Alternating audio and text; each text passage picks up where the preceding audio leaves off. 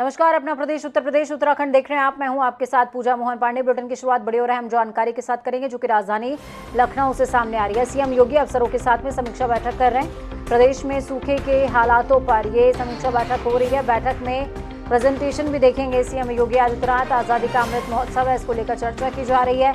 नीति आयोग की governing counselling की बैठक है।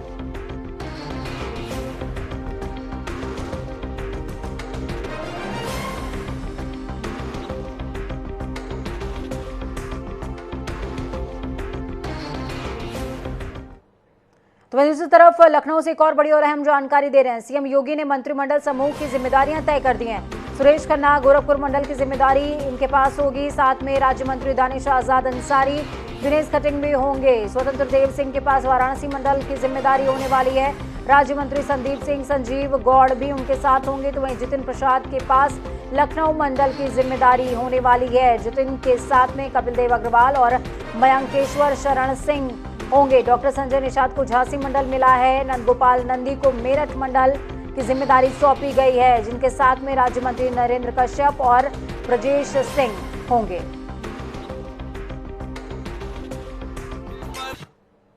आज श्रावण मास का तीसरा सोमवार है। शिव भक्तों के लिए सावन के सोमवार का विशेष महत्व है। माना जाता है कि सावन के महीने में ही भगवान शिव और देवी पार्वती का पुनर्मिलन हुआ था। ये महीना भगवान शिव का प्रिय मास है। इसे कहा जाता है कि अगर आप दिल से जो भी शिव से मांगेंगे, शिव आपको जरूर देंगे। शिव भक्तों की लंबी कतारें सुबह से ही तीसरे सोमवार के दिन भी देखने को मिली। तासीर आप देख पाएंगे किस तरीके से आगरा, चित्रकूट, गाजियाबाद, वाराणसी, गोरखपुर और हरिद्वार में हर जगह सिर्फ एक ही नाम, एक ही नारा, हर हर बम बम।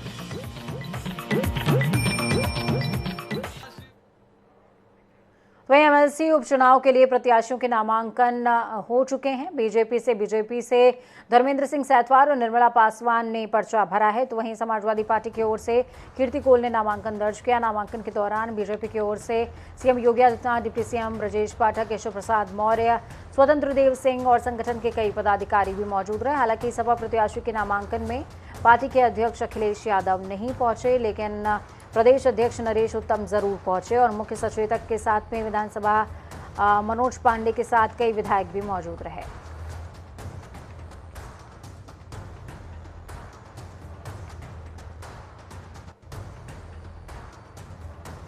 वही मैं कह रहा हूं, जब उनके पास वोटों की संख्या पर्याप्त थी तब उनको दलित और ओबीसी याद नहीं आते हैं, तब उनको सिर्फ अपना परिवार याद आता है, उनको सहयोगी दल भी नहीं याद आते हैं। ये पहला मौका है जब आदरणीय प्रधानमंत्री नरेंद्र मोदी जी ने एक आदिवासी महिला को देश की सर्वोच्च कुर्सी पर पहुंचाया है। केवल खानापूर्ति करने के लिए समाजवादी पार्टी ने ऐसा असफल प्रयास किया। देखिए, समाजवादी पार्टी कभी भी किसी भी समाज का उन्होंने विरोध नहीं किया, हमेशा अग्रेसित किया। मैं आदिवासी परिवार से बार बार मैं आपसे बता रही हूँ कि हमेशा उन्होंने आदिवासी समाज और सभी समाज का उन्होंने कभी भी विरोध नहीं किया, हमेशा अग्रेसित किया। बीजेपी कह रही है आपको लड़ा के अपमान कर रहे हैं आदिवासी समाज। नहीं, ये देखिए, विपक्ष वाले कुछ भी करेंगे। अगर यही कहना चाह रहे हैं बीजेपी वाले तो मेरा भी समर्थन करें। मैं भी एक आदिवासी समाज से हूँ, मैं भी उनकी बेटी हूँ। मैं सभी से हाथ जोड़ के बार बार सभी से विनम्र माननीय सदस्य जी से निवेदन करती हूँ कि सहयोग करें मेरा। वहीं लखनऊ के नए कमिश्नर एसबी शिरोडकर ने पत्रकारों से बातचीत की और इस दौरान उन्होंने कहा कि सरकार की प्राथमिकता को देखते हुए कमिश्नरेट पुलिस काम करेगी। ट्रैफिक की समस्याओं को लेकर के भी पुलिस इसको ध्यान रखेगी, ध्यान में रखते हुए काम किया जाएगा। बातचीत के दौरान उन्होंने समय मांगते हुए कहा कि समय के साथ कमिश्नरेट पुलिस हर काम में खरा उतरेगी। वहीं मुहर्रम को देखते हुए तैयारियों के सवाल पर कमिश्नर एसबी शिरोडकर ने कहा कि मुहर्रम को लेकर कमिश्नरेट पुलिस तैयार है। तो वहीं आपको बता दें कि इससे निपटने की पूरी कोशिश करेगी, इस बात का जिक्र भी उन्होंने किया है। तो वहीं योगी सरकार लगातार एक्शन मोड में नजर आ रही है। इसी क्रम में गाजीपुर में माफिया मुख्तार अंसारी के करीबी भीम सिंह की 4 करोड़ की संपत्ति शहर कोतवाली बवेड़ी स्थित प्रशासन ने आज कुर्क कर दी। इस दौरान साथ ही 2 टीमों को लखनऊ भी रवाना किया गया था, जहां पर एक 4 BHK फ्लैट और अन्य जमीनों को भी कुर्क किया गया है।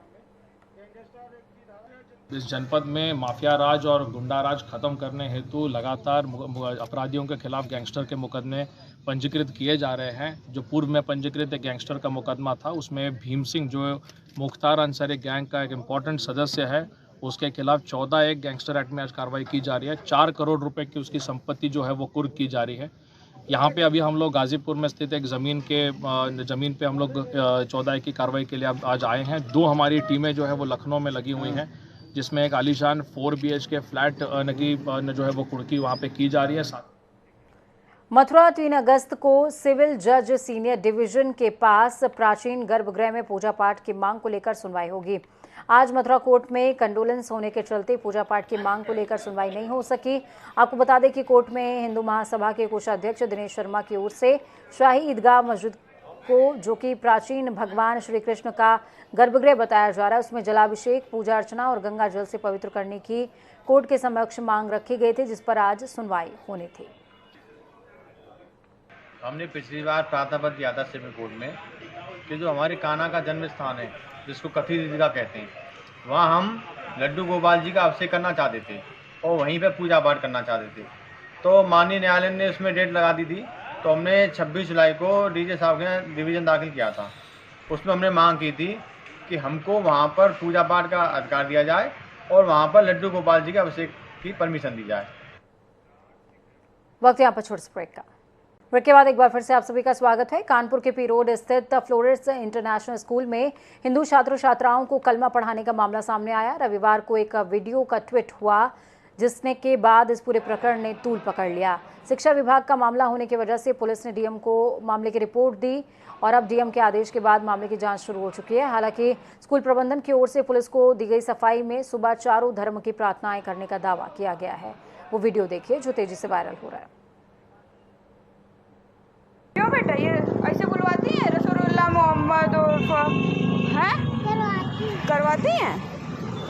हाँ, ये भी यही बता रहा था। तो पता हम अपने घर में किसी को बताने कोई विश्वास ही नहीं मान रहा है कि मतलब ये हिंदू स्कूल है, कैसे मोमडन का ये सब करवाते हैं। हाँ, अब नहीं कराना चाहिए ना भाई। इल्ला पूरा इसे इसने तो पूरी लाइन सुनाई, हमको विश्वास ही नहीं हो रहा था। क्यों बेटा ये ऐसे बुलवाती?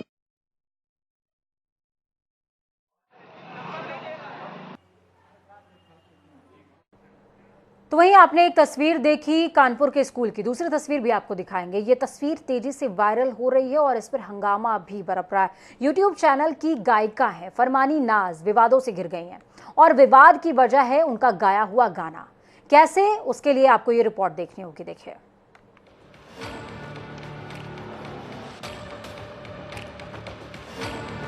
मुजफ्फरनगर जनपद के रतनपुरी थाना क्षेत्र स्थित मोहम्मदपुर माफी गांव की रहने वाली फरमानी नाज की शादी 25 मार्च 2017 को मेरठ के छोटा हसनपुर गांव निवासी इमरान से हुई थी। लेकिन शादी के 1 साल बाद बेटा होने के बाद से ही फरमानी को उसके ससुराल वालों ने परेशान करना शुरू कर दिया था, जिससे परेशान आकर फरमानी अपने बेटे के साथ अपने मायके मोहम्मदपुर माफी आकर रहने लगी थी। फरमानी की मां फातिमा की माने तो गांव के ही एक युवक राहुल उर्फ भूरा के पास बाहर से कुछ लोग वीडियो बनाने के लिए आते थे। एक दिन उन्होंने फरमानी को गाते सुना, जो उन्हें बहुत पसंद आया। करुणावतारम संसार सारम भुजगेंद्रहारम सदा वसंतम हृदयारविंदे भवम भवानी सहितम नमामि। हर हर शंभु शंभु शिव महदेवा, शंभु शंभु शिव महदेवा। बस फिर क्या था, उन्होंने फरमानी का गाना रिकॉर्ड कर यूट्यूब चैनल पर डाल दिया था, जिसकी लोगों ने जमकर सराहना की। सदा वसंतम हृदयारविंदे भवम भवानी। फरमानी की शादी को जो तो मुझे पता नहीं, अब के मार्च को 25 मार्च को पूरे 5 साल हो जाए। 2018 में हुई थी। अच्छा, कुछ विवाद भी हो गया था उसके बाद? बस वहाँ ये 1.25 साल रही, ये बच्चा पैदा हुआ, उसके बाद उन्होंने परेशानी करनी शुरू कर दी। इसके हलक में वो थी, दुख था, इसके जो कुछ खावे था वो नाक में को आ जाता। उन्होंने बहुत परेशान करी, अपने घर से पैसे ला 2.5 लाख रुपए ला, जब इसका इलाज करवाएंगे हम, मतलब जो उनसे हुआ बहुत ज़्यादा उन्होंने दिक्कत करी। अब फरमानी अपने बच्चे का पालन पोषण गाने गाकर ही करती है, लेकिन आपको बता दें कि फरमानी उस समय विवादों में फंस गई। जब उसने इस बार की कांवड़ यात्रा में शिव शंभू का एक गाना रिकॉर्ड कर यूट्यूब चैनल पर डालकर उसे सोशल मीडिया पर वायरल कर दिया था, जिसे जहां जनता ने जमकर सराहा तो वहीं देवबंदी मौलवियों ने इसका विरोध भी किया है। जी, हम कभी भी ये सोच के नहीं गाते कि भाई हम किस धर्म से हैं, हम क्यों गा रहे। तो देखो जी, कलाकार का कोई धर्म नहीं होता। हम जब अपने स्टूडियो में रहते हैं, अपना जब काम करते हैं, तो हम ये भूल जाएं कि हम कौन है। हम कलाकार हैं, तो हम सिर्फ यही समझ के गाते हैं कि हमारा काम है लोगों को अच्छा सुनाने का, क्योंकि वो हमारा इंतज़ार करते हैं हमारे जो ऑडिशन है कि कुछ नया लाए। तो इसी वजह से हम कव्वाली भी गाते हैं। हमारा कव्वाली का भी चैनल है नाज नज़म के नाम से, और हमारा भक्ति का भी चैनल है। तो हम सभी तरह के उन पे अपने अपने अच्छे कभी भजन, कव्वाली और म्यूज़िक के साथ अच्छे से अच्छे गाने उनको देते हैं। तो हम सिर्फ कलाकार हैं, इसलिए हम सब चीज़ गा लेते हैं। फरमानी कहती हैं कि हम कभी भी ये सोचकर नहीं गाते कि हम किस धर्म से हैं। कलाकारों का कोई धर्म नहीं होता। हम जब अपने स्टूडियो में काम करते हैं तो हम ये भूल जाते हैं कि हम कौन हैं, हम सिर्फ कलाकार हैं। कलाकार का कोई धर्म नहीं होता, न ही मजहब आपस में बैर करना सिखाता है। तो लोगों के जहन में ये जहर कहां से आता है? मुजफ्फरनगर से पवन अग्रवाल की रिपोर्ट। तो वहीं हल्द्वानी शहर एक बार फिर से बारिश के बाद पानी है। हर तरफ जल जमाव की स्थिति देखने को मिल रही है और इसी जल जमाव से नाराज विधायक सुमित हृदयेश सड़क पर उतर आए हैं और काला ढूंगी रोड पर जल भराव में खड़े होकर प्रदर्शन करते नजर आए। इस दौरान विधायक सुमित हृदयेश के साथ नगर निगम के नेता प्रतिपक्ष रवि जोशी भी मौजूद रहे। सुमित हृदयेश ने नगर निगम और प्रशासन के खिलाफ जमकर नारेबाजी करी और जल जमाव के लिए उनको जिम्मेदार भी ठहराया और जल्द से जल्द शहर के सभी नालों की सफाई की मांग की है। तो चलिए फटाफट अंदाज में 5 अहम जिलों का रुख करते हैं। अलीगढ़ में एमयू ने इस्लामिक स्टडीज विभाग से 2 पाकिस्तानी लेखकों की किताबों को हटाया। जामिया मिलिया और हमदर्द बीबी में पढ़ाई जा रही 2 लेखकों की पुस्तकें। प्रधानमंत्री नरेंद्र मोदी को पत्र लिखने के बाद दोनों लेखकों की किताबों को प्रतिबंधित किया गया। बिजनौर में त्योहार मनाने घर से बाहर गए परिवार के घर में चोरों ने लाखों की नकदी और सोने चांदी के आभूषण लेकर हुए रफूचक्कर। पूरी घटना सीसीटीवी कैमरे में कैद। घटना की सूचना पर पहुंची पुलिस घटनास्थल का निरीक्षण शुरू। फतेहपुर में बिंदकी थाना क्षेत्र में सराफा व्यवसायी के घर चोरी कर भाग रहे 2 आरोपियों को पुलिस ने किया गिरफ्तार। आरोपियों के पास से पुलिस ने अवैध असलाह, देसी बम सहित जेवरात भी किए बरामद। बांदा के कोतवाली क्षेत्र में पिता के साथ स्कूल से वापस आ रही एक बच्ची की ट्रैक्टर की चपेट में आ जाने से मौत। वहीं दूसरी बच्ची और पिता हो गए घायल, जिसके बाद सूचना पर पहुंची पुलिस ने दोनों घायलों को जिला अस्पताल में एडमिट कराया। हरिद्वार में 2 दिन के अंदर अच्छी बारिश हुई है। बरसात के कारण गंगा और सोलानी नदी उफान पर। गंगा नदी में पानी का लेवल 292.80% पहुंचा। सहारनपुर जिले के हिस्ट्री शीटर और गैंग के सदस्यों को सुधारने के लिए पुलिस ने ऑपरेशन दुराचारी सभा की शुरुआत करी है, जिसमें एसएसपी विपिन ताड़ा ने बताया इस ऑपरेशन के तहत जिले के जितने भी हिस्ट्री शीटर और अन्य गैंग के सदस्य हैं उन पर निगाह रखी जाएगी। अलीगढ़ के ब्लॉक ध्वनीपुर क्षेत्र के गोकुलपुर गांव में प्राथमिक विद्यालय के हालात जर्जर।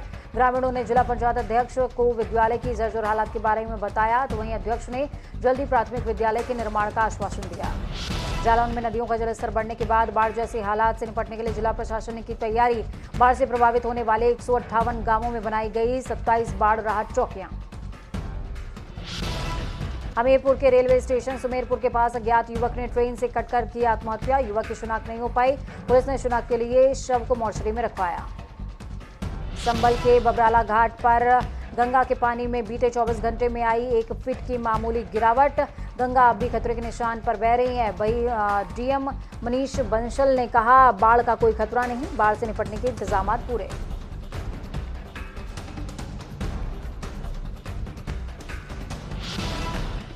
आगरा के ताजमहल पर बंदरों का आतंक लगातार जारी।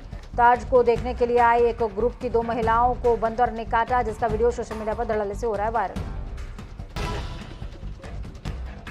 कानपुर देहात में पुलिस और स्वाट टीम को मिली बड़ी सफलता। अकबरपुर कोतवाली क्षेत्र की 2 चोरियों में शामिल चोर गिरोह के 9 सदस्यों को पुलिस ने किया गिरफ्तार। फर्रुखाबाद में डीएम ऑफिस के सामने महिलाओं ने बैनर लगाकर किया धरना प्रदर्शन। पीड़ित का आरोप पैसे के लेन देन और मारपीट के मामले में दर्ज कराए गए मुकदमे में नहीं हुई गिरफ्तारी। हल्द्वानी में प्रतिबंध के बावजूद सिंगल यूज प्लास्टिक की खरीद और बिक्री जारी। नगर आयुक्त के निर्देश पर शहर में छापेमार कार्रवाई करते हुए 6 क्विंटल पॉलिथीन जब्त।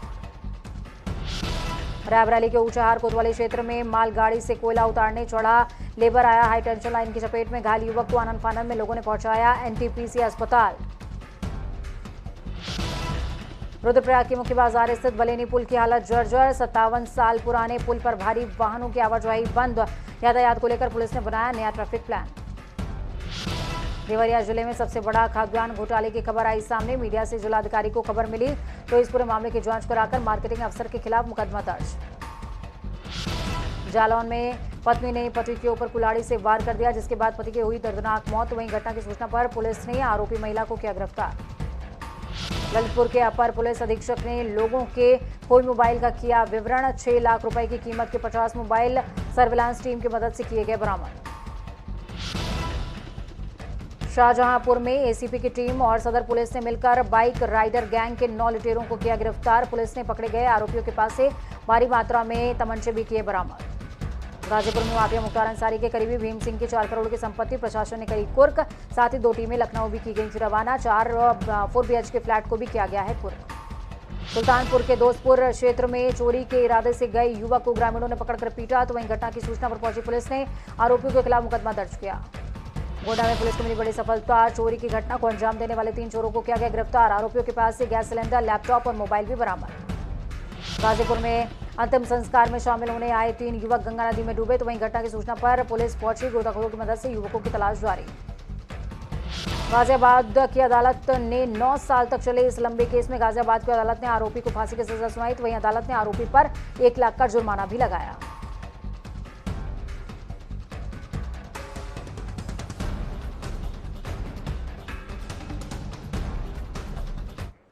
वक्त यहाँ पर छोटे से ब्रेक का। ब्रेक के उस पार खबरों का सफर लगातार जारी रहेगा। बने रहिए जनता टीवी के साथ। नमस्कार।